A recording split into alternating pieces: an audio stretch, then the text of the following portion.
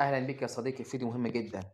الفيديو ده هيساعدك وهيعلمك عن صناعة الثروة. عايزك تركز معانا لأن الفيديو ده خطير. حرفيا هتطلع بحاجات مهمة جدا جدا. عايز أقول يعني ركز معايا واسمعني للنهاية. سمعت قبل كده عن الناس اللي بتقول إن الفلوس مش كل حاجة أو كتر المال حرام؟ بس عايز أقول لك الحقيقة، الفلوس مهمة مش عشان تشتري كل حاجة، لكن عشان تديك الحرية وتخليك تتحكم في حياتك. صدقني انت كل خطوة في حياتك بتتحركها طبعا بعد ربنا وفضله علينا كلنا هي بالفلوس دلوقتي. وانت عشان تحقق حلمك اللي انت طول حياتك بتفكر فيه وتحل معضلة الفلوس، هي برضو بالفلوس.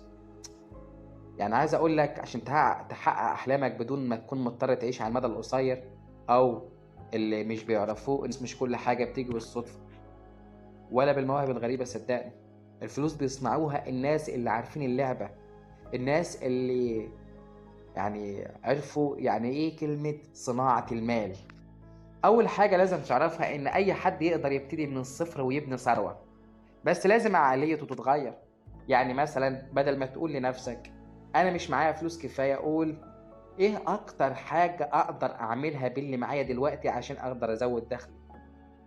في فرق كبير صدقني، لأن اللي بيفكروا كده دايما بيلاقوا فرص حواليهم الناس العادية مش شايفينها. والسر الكبير كمان إن ما تعتمدش على راتبك بس. أغلب الناس اللي بيبقوا أغنياء عندهم أكتر من مصدر دخل. ممكن شغلك الرسمي يكون واحد، أو مشروع صغير تبقى صاحب بيه يكون اتنين، أو يعني تزود أو تستثمر في عقار أو أسهم ويبقوا تلاتة. واللي مهم تبدأ بحاجة واحدة، يعني مش لازم كل حاجة مرة واحدة، بس ابدأ باللي معاك أو أي حاجة باللي في إيدك، ومع الوقت تضيف بقية المصادر. الناس اللي مستنين الفرصة المثالية عمرهم ما هيوصلوا للثروة. الفرصة لازم تصنعها أنت بنفسك.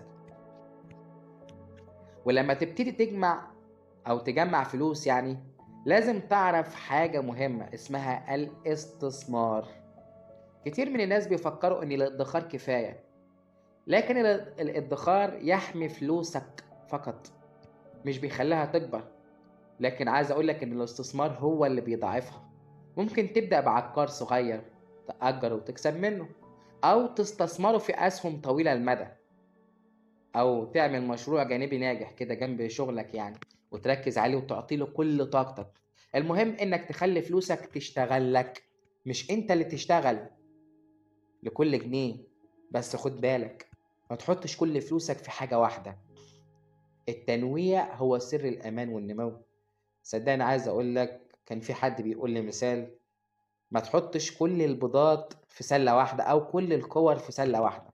حاول تجمع كل السلل وتنوع، تختار المكان اللي تحط فيه الأموال بتاعتك أو الاستثمار عشان تقدر وتبدأ في الطريق الصحيح إنك تصنع الثروة. كمان لازم تعرف إن التحكم في المصاريف حاجة أساسية. يعني أغلب الناس فلوسهم بتروح على حاجات مش مهمة. فأنت يا صديقي عايزك تحط تحت الكلمة دي مليون خط: ما تضيعش في التفاهات. اتعلم تعيش بذكاء، وقسم فلوسك بطريقة بسيطة. يعني جزء للحاجة الأساسية، جزء مثلا في جزء للمتعة أو الحاجات اللي بتحبها، وجزء للاستثمار والادخار. كده فلوسك بتكبر ومعاك بدل ما تروح على الفاضي. والحاجة اللي فعلا بتفرق بين الأغنياء والناس العادية إن الأغنياء عندهم صبر، وبيتعلموا على طول وبيستفيدوا من أي فشل يحصل لهم. كل خسارة بالنسبة ليهم درس، وكل تحدي فرصة جديدة. مش بيستسلموا صدقني، ومش بيزعلوا لو حاجة وقعت، بالعكس بيتعلموا ويكملوا. وبرضه مهم تعرف إن العقلية والتفكير الصحيح هما أهم من أي حاجة تاني.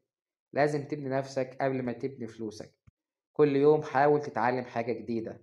يعني برنامجنا اللي هو برنامج فكرة جديدة ده هو هدفه بيساعدك انك انت تتطور للأحسن والأفضل. فعشان كده يا صديقي ما تنساش انك تعمل الاشتراك وتفعل خاصية الجرس وتعمل اللايك وانت معاه دلوقتي. خلينا نرجع لموضوعنا ونكمل في موضوعنا.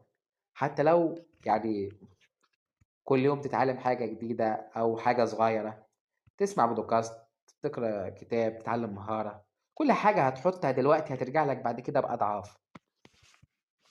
وبعدين في حاجة تانية مهمة، يعني إنك تكون ذكي ومخطط، وما تصرفش فلوسك على الفاضي ولا تعتمد على الحظ. صدقني مفيش اللي هو أنا أفضل نايم والفرصة تجي لحد عندي، مفيش الكلام ده. خليك على أرض الواقع، اسعى وكافح، وحاول تضبط نفسك في المصاريف، وتضبط أو تستثمر فلوسك.